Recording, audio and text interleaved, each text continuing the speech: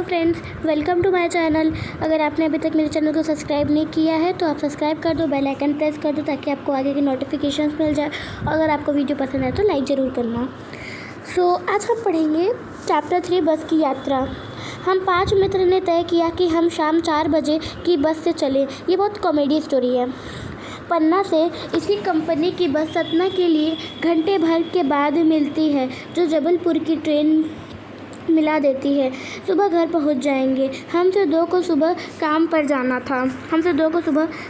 जाना था, इसीलिए वापसी यही रास्ता अपनाना ज़रूरी था। लोगों ने सलाह दी, समझदार आदमी इस शाम वाली बस से सफ़र नहीं करते हैं क्या? तो उन्होंने पूछा क्यों, क्या रास्ते में डाकू मिलते हैं? तो बोलते नहीं, ये बस डाकिन है।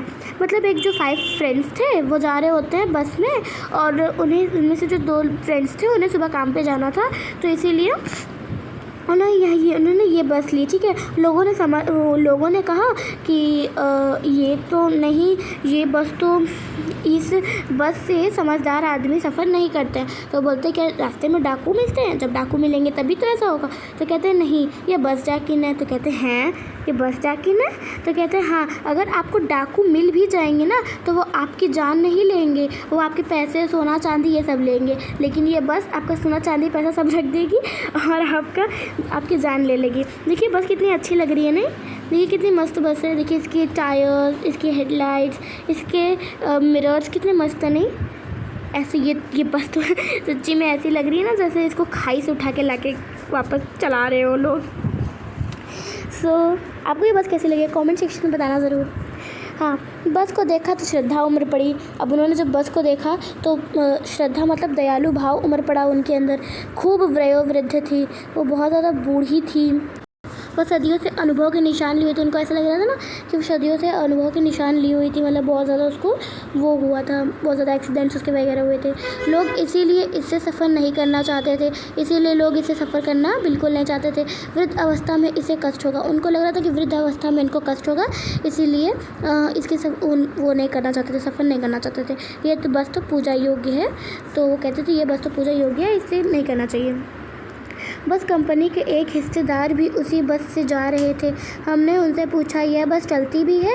तो वो उसी कंपनी के एक हिस्सेदार, उन्हीं की कंपनी के एक हिस्सेदार उनके साथ जा रहे थे, तो वो बोलते ये बस चलती भी है? तो वो कहते हैं हाँ। वह बोले क्यों नहीं चलती है जी, अभी चलेगी। हमने कहा, तो कहते क्यों नहीं चलती है जी? वो कहता है अच्छा चलती है, अभी पता चलेगी। हमने कहा वही तो हम देखना चाहते हैं। तो उन्होंने कहा हम तो यही देखना चाहते हैं क्यों कैसे चलती है। वो कहता है अपने आप चलती है? तो कहता है हाँ। कहते गजब हो गया, ये बस अपने आप ही चलती है। और फिर ऐसे ही होता रहता है। और फिर क्या होता है ना कि उनको इंजन स्टार्ट वगैरह हो गया। उसके बाद फिर यहाँ पे देखिए कितना कॉमेडी लिखा, आना जाना तो लगा ही रहता है, आया है तो सो जाएगा राजा रंग का फ़कीर। इसमें होता है ना कि वो उन लोगों को लगता था कि बस से आना जाना लगा होगा। लोग तो ऐसा बोलते थे कि उन लोग को लगता है कि हमारा ज़िंदगी से आना जाना लगा रहेगा ऐसा। अब चाहे वो राजा हो, चाहे रंग हो, चाहे फ़कीर हो, उनको ऐसा लग रहा था। ठीक है, ये फिर इंजन सचमुच स्टार्ट हो गया। ऐसे सारे बसेस के इंजन स्टार्ट होते हैं, वैसे ऐसा लगा था कि बस इंजन के अंदर बस है और हम उसके अंदर बैठे हुए हैं। और फिर उसकी खिड़की वगैरह सब बहुत ज़्यादा टूट गई थी, और जितनी बची थी उनसे हमको दूर रहना था। बाहर के नज़ारे वगैरह बहुत अच्छे थे। देखिए लोग बात करते करते निकल पड़े हैं, आराम से अपने एकदम मौज मस्ती में चल पड़े हैं। तो ये हो गया, यह सचमुच वो चल पड़ी। लेकिन इसलिए यह गांधी जी के असहयोग और सविनय निवेदन के वक्त अवश्य जवान रही होगी। मतलब आप लोग असहयोग और सविनय निवेदन के बारे में तो अवज्ञा आंदोलन के बारे में तो जानते ही होंगे।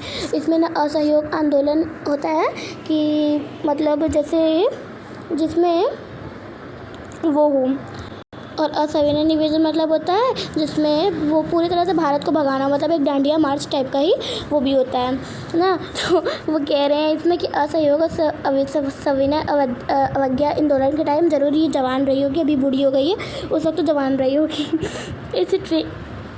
उसे ट्रेनिंग मिल चुकी थी, हर हिस्सा दूसरे से सहयोग कर रहा था। पूरी बस सविनय अवज्ञा आंदोलन के दौर से गुजर रही थी। मतलब पूरी जो मतलब जैसे जो डांडिया मत पूरे भारत में भगाने वाला जो उनका वो था ना, उसमें ऐसा लगा था कि पूरी बस असहयोग कर रहा था और पूरी बस सविनय अवज्ञा आंदोलन के दौर से गुजर रही थी। सीट का बॉडी असहयोग चल रहा था। तो सीट की बॉडी थी वो असहयोग टाइप में चल रही थी। कभी लगता था सीट की बॉडी को छोड़कर आगे निकल रही है, कभी लगता था कि सीट छोड़कर बॉडी आगे भाग जा रही है।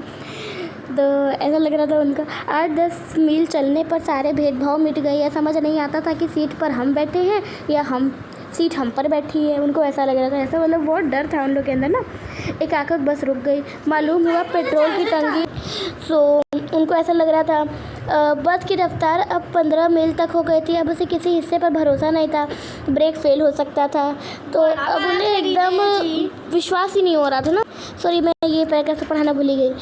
एकाएक बस रुक गई। मालूम हुआ पेट्रोल की टंकी में छेद हो गया। आप सबको लगा पेट्रोल की टंकी में छेद हो गया। ड्राइवर ने बाल्टी से पेट्रोल निकालकर उसके बगल में रखी नली डालकर इंजन में भेजने लगा। अब उसको नलियों जो होती है ना ऐसे पाइप टाइप की, उसमें अब ऐसे होती है ना, रुकिए मैं बताती हूँ थोड़ा।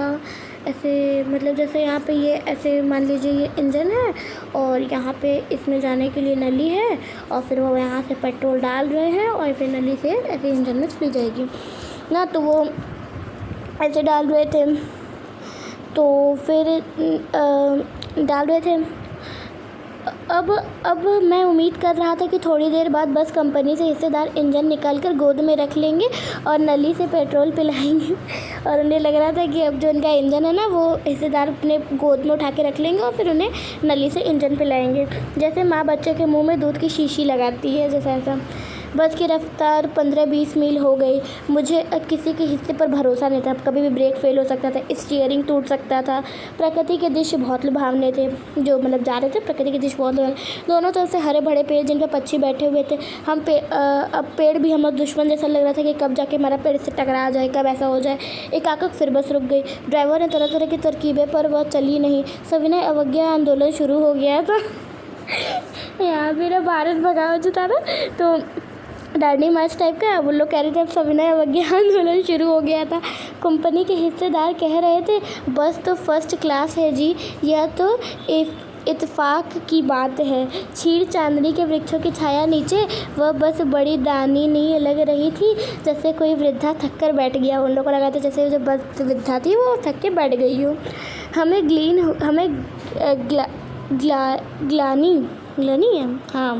ग्लानि हो रहा था कि बेचारी पर लदकर हम चले आ रहे हैं। और उन्हें लग रहा था कि हम लोग बेचारे बस पर लद के चले आ रहे हैं, इतनी बूढ़ी हो गई है।